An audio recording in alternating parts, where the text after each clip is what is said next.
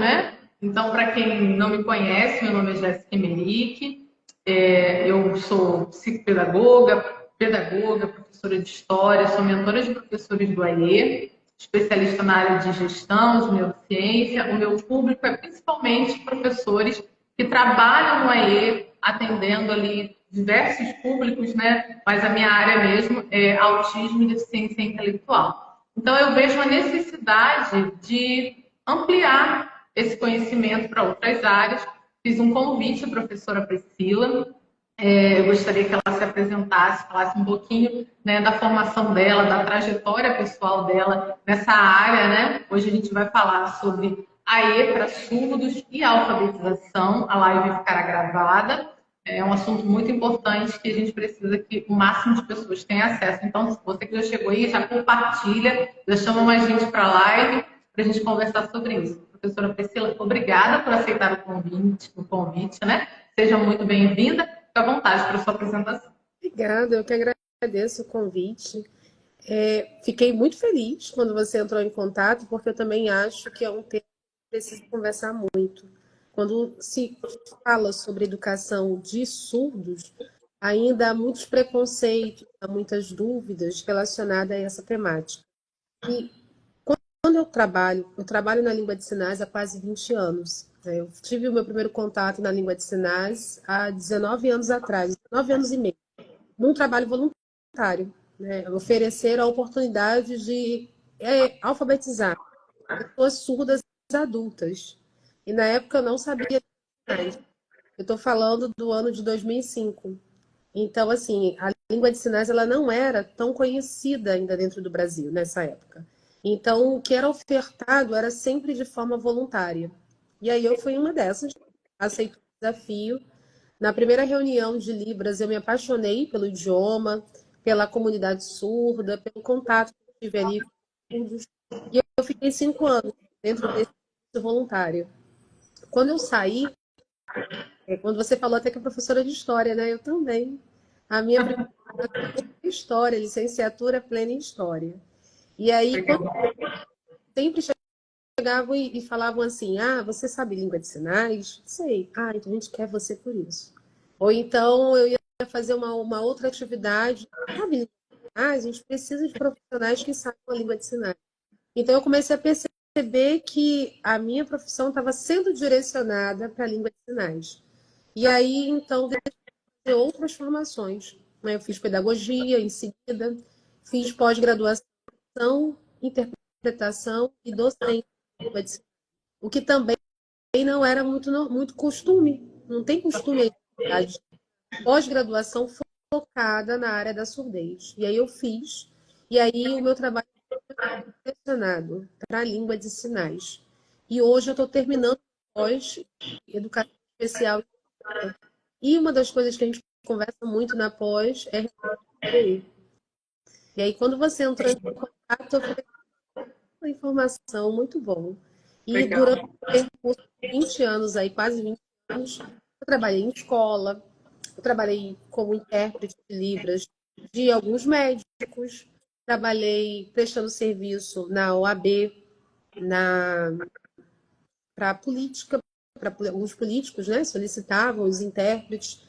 Trabalhei na Alerj, na Assembleia Legislativa do Estado do Rio de Janeiro, também na FIS para a ONU. E dentro disso, a gente sempre encontrava algumas temáticas, algumas camadas relacionadas à língua de sinais. E aí virou meio que uma missão de vida mesmo, né? Colocar a língua de sinais dentro do ambiente escolar, que é Sim, está relacionado muito à parte da educação inclusiva e língua de sinais é inclusão. sim, sim. E assim, a gente tem uma lei, que é a 1491 de 2021, que ela fala sobre, ela altera, né, a LDB, a Lei de Diretrizes Básicas da Educação Nacional, e ela fala sobre a educação bilíngue como uma modalidade, educação bilíngue para surdos, né, como uma modalidade. E aí a gente entra um pouco nisso que você falou, né? Até então era uma coisa assim, ninguém sabia bem como fazer lá atrás, né? Embora a gente fala, a inclusão seja uma coisa assim relativamente nova no Brasil, mas parece que a gente começou a engrenar e caminhar faz pouco tempo. E aí, como que funciona, né? O que mudou com essa lei? A lei é de 2021, a gente está em 2025, já tem um tempo aí, né, percorrido. O que muda? O que é essa modalidade bilíngue? É uma escola específica para surdos? É uma adaptação dentro da escola comum do ensino regular? Para quem está confuso, está chegando agora, ou tem um filho nessa condição e tem que escolher o que é a educação de surdos no contexto da escola comum do ensino regular, como que ela acontece e como que ela acontece nessa modalidade bilíngue. Explica para a gente um pouquinho dessa diferença. A lei, ela, 14.191 de 2021, ela é um marco muito significativo dentro da educação de surdos. Só que antes, a gente tem que ficar lá em 2002, quando a língua de sinais ela foi implementada. Existe a lei 10.406/2002 e o decreto 5626 de 2005, que são leis, são decretos que explicam sobre a língua de sinais. Inclui a língua, né, uma representação linguística da surda, e ali também se falava sobre a bilíngue. O que é essa educação bilíngue para surdo? Ela, na verdade, explica de forma bem resumida que a língua de sinais é a primeira língua da criança surda. Quando ela vai para uma escola, ela não tem que ser alfabetizada primeiro em português. Ela primeiro deve ser alfabetizada na língua brasileira de sinais, que é a L1, a língua materna dela. E em seguida, na L2, que é o português. Só que na prática, a gente não conseguia encontrar uma. Por exemplo, eu sou do Rio de Janeiro, eu falo do Rio de Janeiro. Aqui no Rio de Janeiro, nós temos o Instituto Nacional de Surdos, que é o INES, referência da língua de sinais federal. Eu sou do Rio, então eu conheço. Então, assim, é o que há de melhor de língua de sinais no mundo inteiro. Só que você tem aqui os surdos do Brasil. Hoje nós temos o polo, né, do INES, dentro do território brasileiro, mas a sede é aqui. Então, se você pensar num surdo que fala, ele precisa ter, pela lei, ele precisa ter as mesmas oportunidades que uma criança, né, que está aqui no Rio de Janeiro. E na prática, a gente não tinha isso. E como você disse, era uma coisa assim meio confusa. Como fazer essa educação bilíngue? Com a 12.191 de 2021, foi um marco. Ali que se colocou a educação como uma modalidade específica. O que eu quero dizer para você? Antes da lei, como é que é? A educação dos surdos ela era tratada dentro da perspectiva da educação especial. A criança estava ali dentro da educação especial, só que ela não tinha contato com a cultura, com a língua de sinais. Ela estava ali perdida meio que no limbo. Dentro da sala de aula e ficava ali. Você tinha até um intérprete. Eu fiz essa função. Você fica como intérprete da criança, mas a criança, de fato, ela está... também fica de maneira isolada, né? A criança fica ali, é só ela e o intérprete. Ninguém interage com ela, ninguém sabe como se comunicar com ela, nem mesmo o professor. Eu costumo dizer que os intérpretes estão se tornando babás. Exato. Por quê? A criança ela vai para a sala, chega ali naquela sala, ninguém sabe língua de sinais, o professor não sabe língua de sinais, a escola não está preparada para recebê-lo, e aí entra um intérprete. Automaticamente, essa criança vai se afeiçoar a quem? Ao intérprete. E aí o intérprete, ele toma o lugar do professor. Não, ele não pode tomar o lugar do professor. Ele está ali apenas para conectar aquela comunicação que está travada. Só que enquanto... E às vezes o professor pode até pensar que ele tem o papel de fazer as adaptações e adequações pedagógicas. Né? Esse é o ponto. Em contrapartida, o professor ele não sabe como tratar aquela criança. E aí ele chega para o intérprete e fala assim, e aí, como é que a gente vai fazer? O intérprete, ué, mas... Não, mas o que a gente... Eu vou sinalizar. Eu só vou Não, mas aí eu vou trabalhar com ele como? O professor, normalmente, ele não está pronto para isso. Cursos de licenciatura, a gente não tem uma preparação para atender a comunidade surda, a criança surda. Aí veio a LDB. Na LDB, com essa alteração, o que ela quis dizer com toda aquela lei? Eu lembro até no dia que foi regulamentado, o pessoal todo ficou feliz, mas aí a gente entra no outro desafio. O profissional que está em campo, ele está entendendo o que é essa mudança? Ele está pronto para encarar isso? Ele foi preparado, pedagogicamente falando, para isso? Não. Porque a lei é reconhecido a bilíngue como modalidade específica para essa criança. Ou seja, a modalidade da língua de sinais, ela não está vinculada ao especial mais. É a língua do surdo. Então, quando ele está na escola, a primeira língua que ele vai aprender, que ele vai ser alfabetizado, é a língua de sinais. O professor tem que dar um jeito de ensinar primeiro a língua, em seguida o português como a língua escrita. Aí é que entra a questão do bilinguismo, porque ele vai aprender duas línguas ao mesmo tempo. Primeiro a língua de sinais e em seguida português. E a lei diz que isso tem que ser ofertado quando? Lá na educação infantil. No Então, momento. só para a gente fazer aqui uma separação, para quem está chegando, né, ficar bem claro.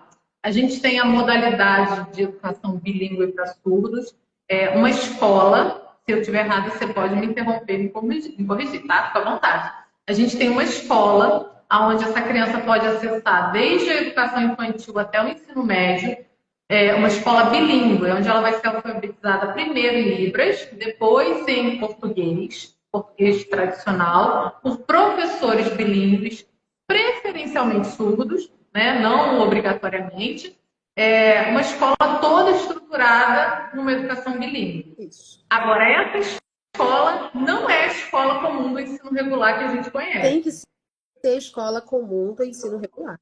E como que isso acontece na escola comum do ensino regular? Aí que está um ponto. Não acontece. Eu lembro que quando promulgou a lei, eu tenho vários alunos que são professores de educação infantil e falaram assim, e agora? É claro que tem um período da lei entrar em vigor, mas como que faz se o professor não foi treinado, preparado? A lei existe, mas a lei não está aplicando o Plano Nacional de Educação relacionado a isso. E aí o professor, ele tem, junto com a equipe pedagógica, atualizar o PPP dele do ano, o plano dele, para poder receber aquela criança, a pessoa que é surda. Por exemplo, se eu tenho uma criança surda, hoje pela lei, e eu chego numa escola e eu quero matriculá-la, e ela é surda, a escola não pode rejeitar. Ela tem que. Só que ela recebe. E às vezes o que acontece é que ela não está. A minha criança, ela continua no limbo, apesar da lei estar lá, a lei 14.191 de 2021, dizendo que, olha, tem que criar escola, classe bilíngue. Tem que ter classe bilíngue para os surdos. Tem que ter profissional proficiente em língua brasileira. Tem que ter alguém para atender o surdo. Na prática, não existe. Tá? Estou sendo bem sincero. Por quê? A gente tem aí uma deficiência dentro disso. A gente tem um desafio, na verdade, um desafio dentro disso. Primeiro, a formação de precisa criar professores bilíngues. E aí a gente entra na questão da exaustão que os professores estão vivendo dentro desse universo da educação. Precisa ter infraestrutura adequada. Ou seja, a escola ela tem um recurso didático específico para aquela criança surda. Às vezes a escola ela não conhece quais são os recursos didáticos para isso. E além disso, precisa conscientizar e valorizar a comunidade surda, a cultura surda. Porque às vezes essa criança ela entra numa escola ouvinte que fala assim, não, nós vamos trabalhar, nós vamos nos adaptar, vamos aprender língua de sinais. Eu posso dizer isso por experiência própria. No início, tudo é festa, tá todo mundo super empolgado. Quando você começa a trabalhar o idioma de fato, as necessidades da cultura surda, as pessoas, o ouvinte, ele naturalmente ele já trava. Não, mas e se eu fizer desse jeito? Mas por que eu não estou escrevendo primeiro? Por que eu estou primeiro sinalizando? Ou por que eu tenho que apresentar um artigo que é surdo, em vez de apresentar um artigo que está. Aí entra a questão da conscientização e valorização. Como desenvolver? Eu vou te dar o exemplo do INES. Recentemente, eu vou citar o INES, que uma das coisas que eu me sentia assim, quando eu entrei no INES, eu não sabia distinguir quem era. Olha, Todo mundo estava sinalizando, desde a pessoa que estava na portaria recebendo, ao aluno. Então, bacana. quem é surdo aqui? Quem é ouvinte? Outra, Aham. cada entrada de cada sala tem lá a palavra sala B. Tá em sinais a informação na datilologia sinais, e está em braille. Olha, Então eu falei assim, gente, olha que legal. Os sim. dois idiomas. Então, assim, a escola vai passar por exemplo, tem um congresso para surdos. O INES, ele dá um exemplo de bilinguismo até reverso. Por exemplo, se ela faz um congresso que o foco é a língua de sinais, você que é ouvinte, você tem que entender, porque ele coloca alguém falando. Ele faz a tradução de Libras para português. Ele se preocupa do ouvinte entender. Mas aí, quando Sim. você faz o reverso, você não tem. O surdo, às vezes, ele está na escola, mas o professor não sabe. A diretor, a cadeira, o colega, a escola não tem nada direcionado. Então, nesse caso, tem uma lei que é muito boa, é muito boa. Só que a gente tem um muito grande, que é garantir não, esses direitos desse grupo linguístico que são. Está fazendo sentido? Sim, esse processo de alfabetização, que eu acho que é uma dúvida dos professores do AE, né?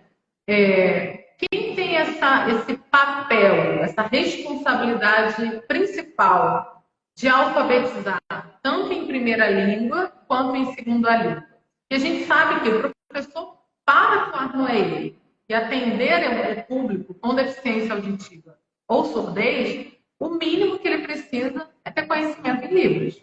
Ele precisa se comunicar com esse aluno. Então, esse é o ponto de partida. Agora, o papel de ensinar Libras como primeira língua é do professor do AE, o papel de alfabetizar em segunda língua, o português, é do professor do AE, ou ele ensina uma leitura funcional no AE e o português mesmo ali, a questão ortográfica, fica com o professor da sala regular, que tem que ter uma especialização, que precisa ser bilíngue, ou ele recebe um apoio do intérprete para ajudar ali na comunicação com o aluno. Como que isso deveria acontecer e como realmente acontece na prática? Então, a lei em si ela tá de forma específica que tem que alfabetizar em cada língua. O que ela pressupõe é que a pessoa tem especialização bilíngue, ou seja, ela tem que estar preparada. Quando a gente fala, por exemplo, do AE para a língua de sinais, a gente tem três tipos de AE. Tem o AE em de Libras e o AE de português. Então, deixa eu desmembrá-lo para você. Por exemplo, o AE em Libras, nesse atendimento, o aluno ele vai ter ali um conteúdo dado também na sala de aula, usando recursos visuais de Libras, recursos visuais que são necessários para ajudá-lo, porque a metodologia de um aluno surdo não é igual de um ouvido, é totalmente diferente. Então, quando ele vai para um AE Libras, ele vai ter o mesmo conteúdo da sala de aula, usando a língua de sinais, usando outros recursos que são necessários para quem é que faz isso? Um professor que seja surdo. A gente aconselha ser um professor surdo. O AE de Libra é outra coisa. O objetivo ali é desenvolver o aluno dentro do idioma da língua brasileira de sinais. Ele não vai trabalhar o conteúdo que ele vai ensinar a língua de sinais para aquela pessoa, para que a primeira língua dele seja a Libras. Ou seja, vai ser no contraturno, né? Não vai ser no mesmo horário que ele está na sala de aula. Aham. O momento ali desse de Libras, ele vai trabalhar mais e sugere-se também que seja um professor surdo, para ser um modelo linguístico para ele. E o AE de português é outra coisa. O aluno surdo, ele vai desenvolver a língua portuguesa como modalidade escrita, como segunda língua. E aí, não precisa ser um professor surdo, tem que ser um professor licenciado que tem domínio da língua brasileira de sinais. Porque ele vai trabalhar dois idiomas. Ele vai trabalhar Libras e português. No AE de Libras, em Libras, sugere que seja um professor do sinalizante. Tenha também domínio da língua de sinais. Suponhamos que ele não tem. Aí sim, entra um professor ouvinte, mas um professor que realmente sabe a língua de sinais. Porque às vezes acontece também que é um curso básico de língua de sinais e ela pensa assim, estou pronta. E ela não está pronta. Ou às vezes, uma pós-graduação, como eu fiz, de docência, apresentação, mas ainda assim não está pronta, porque ela não domina a língua. Ela não consegue para aquele aluno, por exemplo, a contextualização foi feita em sala de aula. O AE vai trabalhar junto com o professor. Ele está de manhã na sala, nessa sala principal, está o professor ouvindo o intérprete. Tá.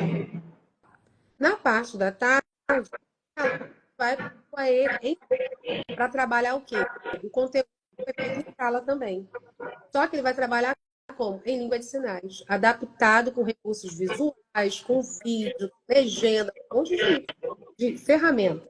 Se a pessoa que está ensinando não sabe como proceder, não vai. Aí vai para aprender a língua de sinais. Se você também não tem domínio, não tem como você ensinar.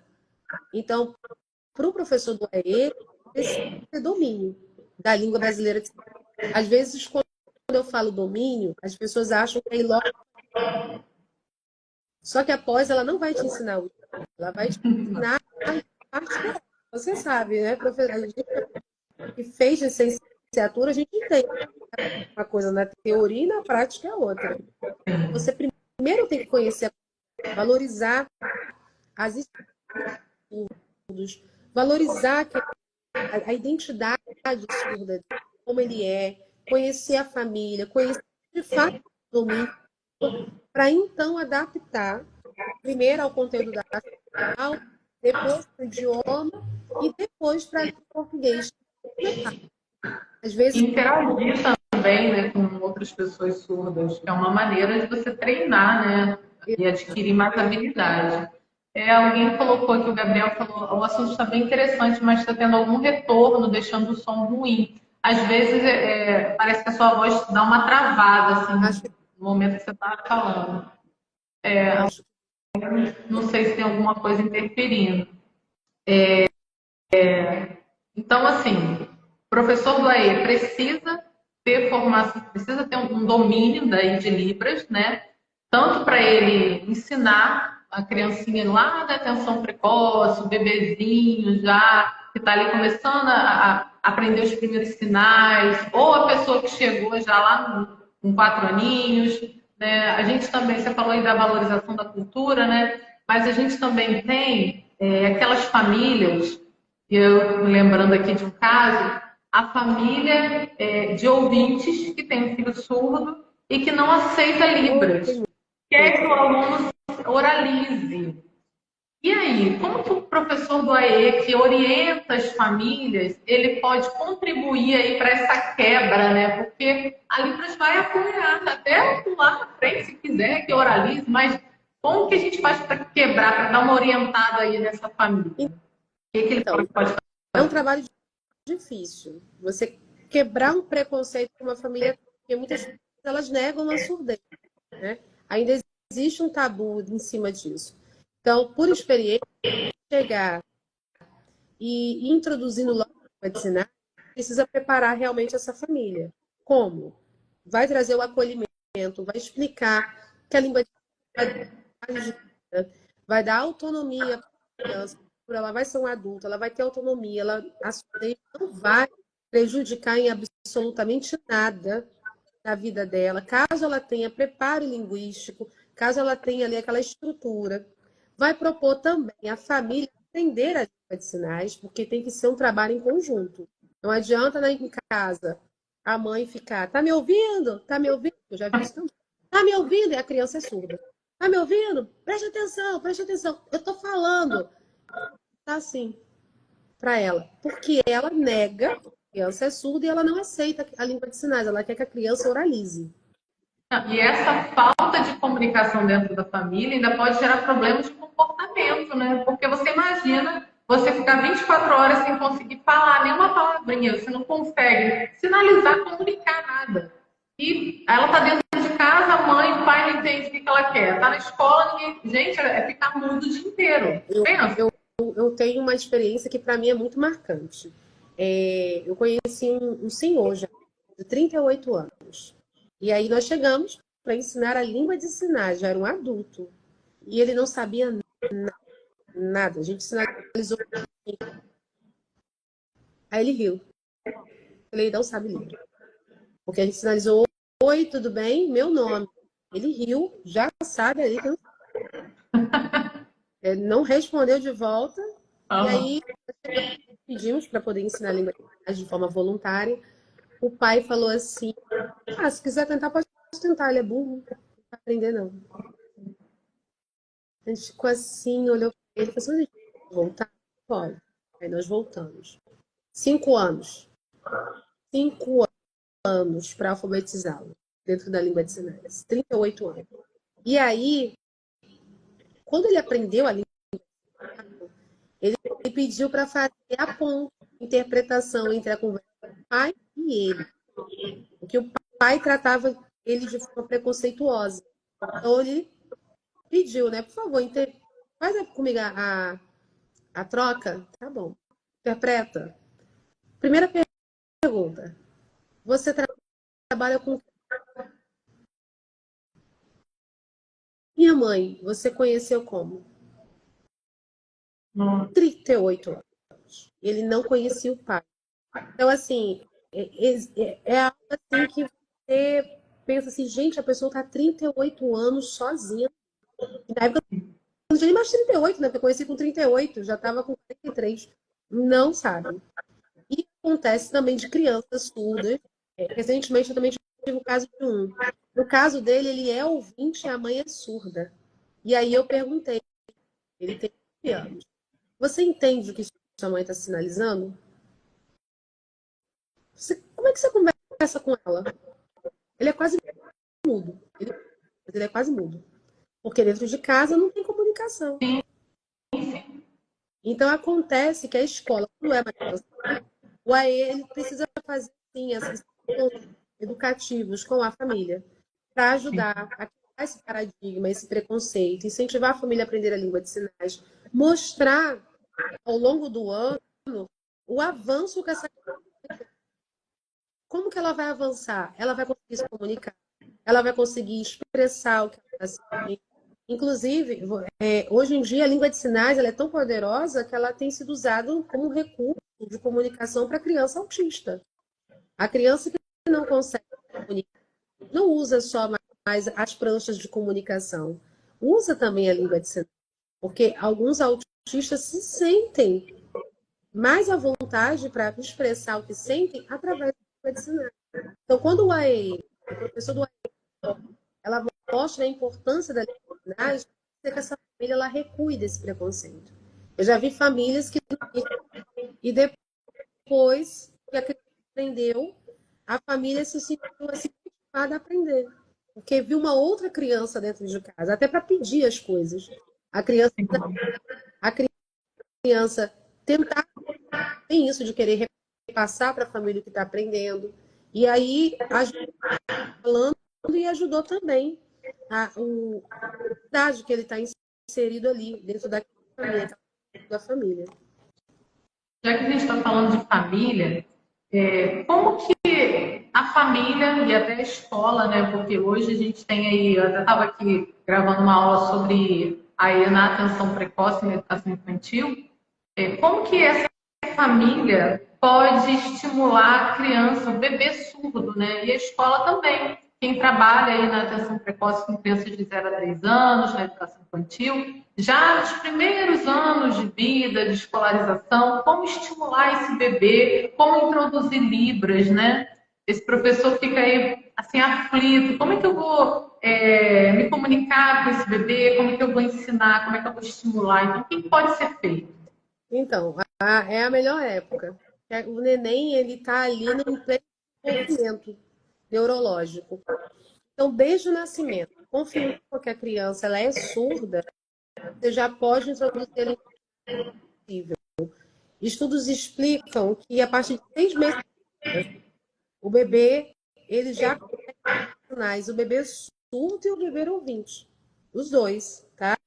Eu dou aula infantil e aí lá trabalho. E aí eles estão falando, né? As crianças pequenas, 2, 3, 4 anos, então o pai, a mãe, que está com essa criança na escola, pode fazer essa estimulação cognitiva com ele, 6 meses de vida. Porque é o momento da a cognição, os vínculos afetivos estão sendo criados. Aí, você pode estimular o bebê quando você está com ele no dia a dia. Por exemplo, usar o contato visual, porque são visuais. Quando está lá, em vez de estar falando, a gente fala, você está trocando a frase do neném, você vai usar expressões faciais, vai fazer sinais simples. Por exemplo, mamãe, pai, vem com a mamãe, vem com a mãe, vem com o papai, vamos brincar. Então vamos trocar a fralda, vamos trocar leite. Uma outra estimulação pode ser com objetos coloridos. A criança está ali, uma cor bem viva. E aí ela está com um brinquedo, está com alguma coisa, sinaliza para ela um sinal daquilo ali. Ensina o conceito, né? Exatamente. E aí dá para ela tocar, ela vai sentir, e ela em seguida você vai fazer o sinal para ela. Pega da mão dela, olha a expressão facial, faz o sinal. Aquilo ali, você está fazendo estimulação cognitiva. Quando você cria uma rotina diária de sinais, como hora do banho, hora da comida, hora de trocar a fralda, essa criança ela vai e vai acontecer como eu já vi também. Os pais são ouvintes, mas eles sabem língua de sinais. E aí, da época, até brinquei. Eu falei, quando eu tiver o meu, eu vou fazer a mesma coisa. Tá na hora do leite, que é a mamadeira, né? E aí ele tinha, acho que, às vezes, quando eu vi ele assim na mãe, a mãozinha. Ele queria leite, sabe? Ele queria mamadeira mesmo. Então, Quantos assim, meses? 10. Nossa, Tava com a mãozinha. eu ia inclusive te perguntar, porque a criança, o bebezinho, né? Ele ainda não tem uma coordenação motora fina, né? Bem assim desenvolvida. E tem alguns sinais, alguns gestos que são mais complexos. Então você falou, vai começando pelos mais simples. Mas gente com 10 meses, imagina, que fofura. Assim, ó, Já se complicando. o que ele tá fazendo? Ela falou assim, leite. Ele quer mamadeira. Legal. Eu duvido. Olha a importância da educação precoce, né? Nossa, que E aí legal, que você legal. pode usar, por exemplo, livros. Hoje tem material de qualidade dentro da língua de sinais. Eu tenho que eu estou até para receber. Meus 50 primeiros sinais. É para quem? E aí, mostro 50 sinais que você pode usar com o bebê. Você pode usar os livros. Por exemplo, se o bebê ele tem um determinado comportamento, o bebê ele tem essa coisa de copiar. Você reage àquilo ali fazendo o sinal da relação que ela está ela está sinalizando que ela está brincando. Sim. E vai estimular. E aí, quando ela tem 2, 3 anos, ela já vai estar sinalizando. 2 Quando já tem. Ah, sim. anos, ela já vai estar sinalizando. É, Olha que. tem um vídeo de um bebê que eu acho lindo, é da família que eu sigo. Os avós são surdos e o bebê é ouvinte. E aí, os avós conversando com ele de sinais. Como é que você tá? Você dormiu bem? E o bebê tá assim para ele. Daqui a pouco o bebê Oh, tentando mexer. Falei, viu? Estimulação tá que aprendendo. legal. Que legal. Muito bom. Até me perdi aqui nas minhas perguntas, o papo tá tão bom. Bom, com relação à avaliação dessas crianças, né? Professor do AIE, que é a pessoa que faz esse processo de identificação de barreiras, né? Mas o professor da sala regular também pode observar. Então, como que a gente avalia? Porque a gente tem, de maneira geral, eu percebo que os professores têm uma preocupação assim. Como que eu vou elaborar um plano educacional individualizado se eu não sei o laudo? Porque eles associam muito ao desenvolvimento de alguém através do laudo. Ah, tá, agora eu tenho um laudo de autismo, não sei o que eu vou fazer. Tá, e o que você vai fazer? Aí não sabe o que vai fazer. Porque não é o laudo que vai dizer o que a gente vai trabalhar com a criança, mas é a avaliação que você faz das habilidades que ela ainda não tem desenvolvidas. Então, você recebe, por exemplo, uma criança surda. Ela pode nem ter o laudo ainda, mas é óbvio que ela é surda. Está todo mundo percebendo que ela é surda, mas o laudo ela não tem.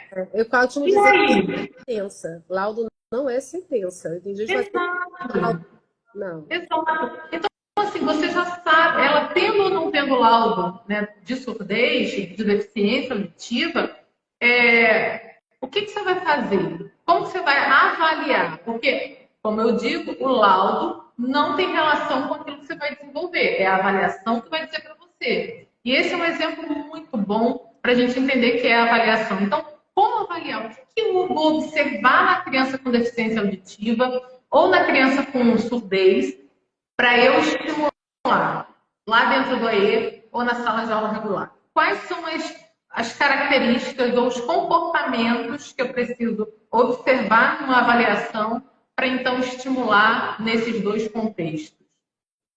Normalmente é a escola que descobre que essa criança ela é surda. E aí a gente tem uma deficiência grande, uma dificuldade grande, porque ela já perdeu 4, 5 anos da vida. Aquela estimulação do bebê não foi feita. Ela passou de 4, 5 anos, chega na escola e não sabe. E aí, quando o professor ele detecta como é que ele percebe que ele é surdo? Bate uma porta, a criança não olha. O professor chama todo mundo, a criança está olhando para o teto. Parece que está distraída, desatenta, né? E aí a família fala assim, não, ela tem dificuldade na fala. Ele tem TDAH. Não, não é. Não, ele é surdo. Aí a família dá aquele choque, ela dá um choque na família. Às vezes demora meses para, de fato, ir lá na clínica conseguir agendar até para ver. E aí, como é que o profissional da escola vai trabalhar dentro? Como é que ele vai avaliar? Ele tem 3 formas aí para avaliar. Ele vai verificar o desenvolvimento linguístico dessa criança, as habilidades cognitivas dela, e funcionais, e a comunicação e interação social. Ele vai verificar no dia a dia, por exemplo, quando eu falo da parte linguística, como que essa criança está se comunicando? É Libras ou são sinais caseiros? Porque ela vai criar sinais caseiros. Ela, por exemplo, mamãe. Aí faz assim, ó. Que é do peito, amor. Papai, aí faz o bigode. Então, ela criou sinais próprios para se comunicar. Então, ela faz sinais, mas ela não tem sinais para se comunicar. Ela ainda está na fase de linguística ou ela já é uma criança que com 9, 10 anos, ela identifica algum em português escrito, eu coloco para ela uma palavra, ou eu faço a datilologia, por exemplo, da palavra aprender. Aí eu peço ela para escrever. Ela consegue escrever? Ou ela não consegue escrever? Ela, quando vê a palavra escrita, eu faço sinal. Ela consegue entender que ela tem que sinalizar aquela palavra que eu apontei. Aí é o desenvolvimento linguístico. Uma outra forma dela avaliar a cognitiva, a parte, ela consegue resolver algum problema para ela, ela tem atenção visual, ou quando eu estou aqui sinalizando, parado, olhando para o lado, ela consegue organizar as ideias. Se eu faço para ela uma atividade de desenho mesmo, ela consegue manter um mínimo de atenção dentro daquele desenho, ela consegue ter habilidade motora para pintar, ela consegue ter noção de tempo, de espaço, noção de espaço, imitar a pintura. Ela consegue ter apoio para escrever. Quando ela está ali no meio das outras pessoas, ela está sempre. Ela tem curiosidade de pegar, porque estudos que não sabem ler têm curiosidade com figuras, gostam muito de figuras. Ela consegue ter isso ou isso, chamar a atenção dela. Então, com base nessa observação, o professor do AE vai avaliar, vai perceber que tipo de com ele. Porque, por exemplo, não adianta ele querer desenvolver português com essa criança, não sabe Libras. Lembra?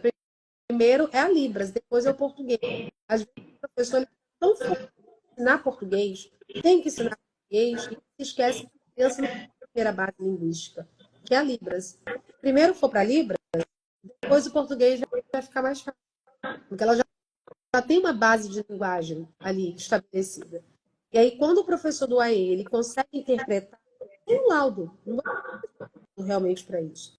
Ele vai conseguir adaptar o material para trabalhar. Mas é importante dentro disso, Jéssica, dizer que é importante uma qualidade. Se o professor, quem está trabalhando, o profissional não tem paciência para observar, ele fica tão aflito, tentando a solução, que o básico, e aí entra naquela está desenvolvendo com a criança, ele não está desenvolvendo o que ele acha, mas é no tempo daquela criança. Por isso que o atendimento dentro do AE também é individualizado. Porque se você colocar todo mundo junto, não vai fluir. Não, e aí vira uma classe, né? Também é dar o mesmo da sala de aula regular. Exatamente. Agora, assim, quando essa criança ela tem alguma outra deficiência associada, né? A deficiência auditiva ou surdez, por exemplo, algum comprometimento motor que dificulte ali, esse processo de aprendizagem de Libras, o que pode ser feito nesse caso? Além, claro, da estimulação. A gente pode ter, por exemplo, crianças com deficiências múltiplas, e às vezes tem um comprometimento ali da motricidade fina, né? Você desenvolve, você tenta ali, mas é difícil, né? É difícil você ver resultados muito pequenos no longo prazo. E aí, nesse caso, o que a gente pode fazer enquanto professor do AE para ajudar essa pessoa a se comunicar? Ele vai unir as especificidades de sinais com aquela que aquela criança tem. Por exemplo, alguns no início, eles só se comunicam através das pranchas de comunicação. Você Que é um sistema de troca de imagens, né? Exatamente. Você vai adaptar aquilo ali. Às vezes a criança ela tem dificuldade motora mesmo, com a mão. Eu já vi crianças que são surdas e têm dificuldade motora. E aí ela não quer se adaptar. Não dá, não dá, você não vai me entender. E aí já tem que pisar igual ela. Para mostrar para ela, eu vou adaptar. Você consegue fazer mamãe. Você faz, eu vou sinalizar desse jeito para você para você entender que desse jeito você vai comunicar. Você vai adaptar ao que a criança se sente confortável para, de fato, ser motivada a continuar aquele aprendizado. Agora, você falou uma coisa interessante, né? Da criança que chega com uma comunicação que é própria dela, né? Que ela criou para tentar se comunicar. Como que fica essa comunicação própria dela com a Libras, né? Porque a gente tem aí a língua brasileira de sinais, a oficial, né, do Brasil, mas a gente tem alguns gestos, algumas sinalizações próprias da pessoa. E como é que fica essa combinação daquilo que é próprio do surdo com a língua brasileira de sinais? Quando essa criança chega com uma sinalização própria dela, como que fica essa combinação? A sinalização que ela criou, né, própria dela, porque eu já vi, por exemplo, alguns intérpretes, na hora fica meio confuso, não entende o que o surdo está querendo dizer, ou porque ele sinaliza rápido demais, ou porque ele sinaliza alguma coisa que para o intérprete é incomum. Então, como é que funciona isso na prática? Eu costumo não desprezar a sinalização dela. Por exemplo, eu tenho uma aluna surda que foi ontem, sinal de comer. Comer. Quando ela viu a foto, porque a gente trabalha o visual, né? Sinal. Aí ela fez. Falei, bom, isso aí. Parabéns, ó. Então, 1, 2, comer. Então, eu valorizei o que ela sabe e ensinei algo novo. Sim. E aí nós continuamos a aula. No final, voltamos novamente para o começo. E aí, sinal. Aí ela fez comer. E depois fez o dela. Falei, muito bom, parabéns. Então, a gente valoriza o que essa criança. A gente simplesmente não sinaliza, tá errado, tá errado, tá errado. Não. Vamos unir. E teve um também que não foi comigo, foi com uma professora minha, na época da pós, que eu achei um barato. Ela disse que ela tinha uma educação. E toda vez que ele queria ir no banheiro, ele fazia o sinal como se fosse o xixi. Aí ela fazia para ele, banheiro. Ele nem era com ele. Uns 6, 7 anos, ela falou. Ia lá. Ela falou assim, quase 260 dias do ano com aquela criança. Ele lá, o sinal que ele fazia. Quando chegou no penúltimo dia de aula, ele chegou para ela e fez assim para ela. Aí ela abraçou ele e começou a chorar. Aí ele foi, secou a lágrima dela. Quer dizer, não faço mais esse. Banheiro. Que legal. Então você que legal. Que ele já sabe ao que você está ensinando, valorizando, não desprezando o aprendizado dele, que automaticamente com o tempo vai entrar na cabecinha dele o padrão do país. É um trabalho de paciência, como você falou, né? E de afetividade, né? A gente já está caminhando aqui para o final. Eu tenho mais 2 perguntas para te fazer. Uma delas você já até falou aqui, mas só para a gente deixar claro, né, para o pessoal que foi chegando depois, sobre a diferença de papéis aí entre o professor bilíngue ou instrutor de Libras e o intérprete de Libras. Né? Qual é a diferença entre esses profissionais? O que eles fazem, né? O intérprete de Libras, ele faz a tradução e interpretação do idioma. Ele está ouvindo e está sinalizando. Ou ele está sinalizando, vendo a sinalização e para português. Ele trabalha as duas formas. Às vezes ele vai estar ouvindo e interpretando, ou às vezes o surdo vai sinalizando e a voz daquela informação. E media, né, essa comunicação. Ele garante essa comunicação entre os dois lados. Na sala de aula, ele não ensina. Ele não está ali para criar nenhuma estratégia. Ele não está ali para tomar. E nem, pelo contrário, nenhum intérprete gosta de isso. Ele está ali para fazer a comunicação linguística. Já o professor de Libras, não. Ele ensina ali sinais como estrutura musical, a cultura, as especificidades. Ele mostra as diferenças entre a língua de sinais e o português. Ele, de fato, cria estratégias pedagógicas para ajudar dentro do ensino, da aquisição de Beleza. Bom, e para a gente finalizar, então, com base na sua experiência, né, na sua vivência ao longo desses 20 anos, né, na área, bastante experiência, com base na sua experiência, o que você considera que seja assim, o maior desafio das pessoas com deficiência auditiva ou surdez? Eu acho que a falta há lugares que tenha de fato ali e o preconceito existe dentro da sociedade de sinais. A gente está em 2025 e eu conheço as pessoas mesmo à minha volta. Ela é a moça das mãos. Ela ensina linguagem de sinais. Isso. Você tem vontade de ficar surda nesse momento. Eu ensino linguagem de sinais, eu ensino língua de sinais, é um idioma. Então, eu acho que o preconceito ainda é muito complicado para os surdos, para o que está na escola de trabalho.